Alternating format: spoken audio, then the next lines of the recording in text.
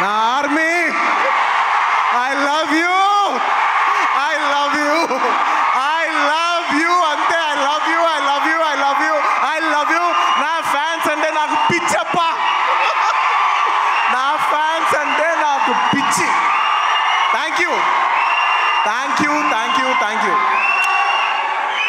నేను ఎప్పుడు అంటుంటాను, ఏదైనా హీరోని చూసి అందరు ఫ్యాన్స్ అవుతారు, నేను నా ఫ్యాన్స్ని చూసి హీరో అయ్యా. Thank you, thank you, my thank you. Cinema వచ్చి 3 ఏళ్ళు అవుతుంది. ఇంకోసారి మిమ్మల్ని ఇంత ఇబ్బంది పెట్టను. డెఫినెట్లీ ఎక్కువ సినిమాలు చేస్తా, మీకు ఎక్కువ కనపడతా. కానీ మీ ప్రేమ ఏమాత్రం తగ్గలేదు. దానికి ఎప్పటికీ రుణపడి ఉంటాను. Thank you, thank you my fans, thank you.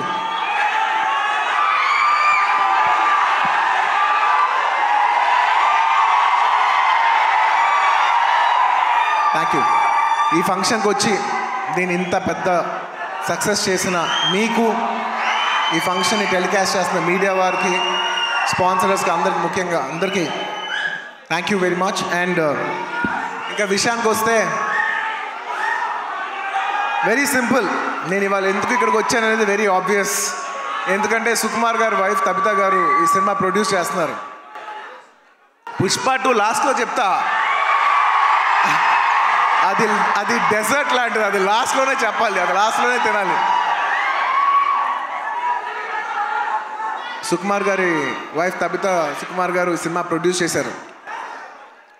Obviously ఆవిడ మేము క్లైమాక్స్ షూట్ చేస్తున్నాం, ఆ రూమ్ లోపలికి వచ్చి ఆవిడ ఒకటే మాట అన్నారు, నేను ఇలా సినిమా ప్రొడ్యూస్ చేస్తున్నాను, ఎలాగో సుకుమార్ గారు వస్తారు, నేను సుకుమారు మీరు గారు కాకుండా మిమ్మల్ని కాకుండా నేను ఇంకెవరిని అడుగుతాను అన్నారు.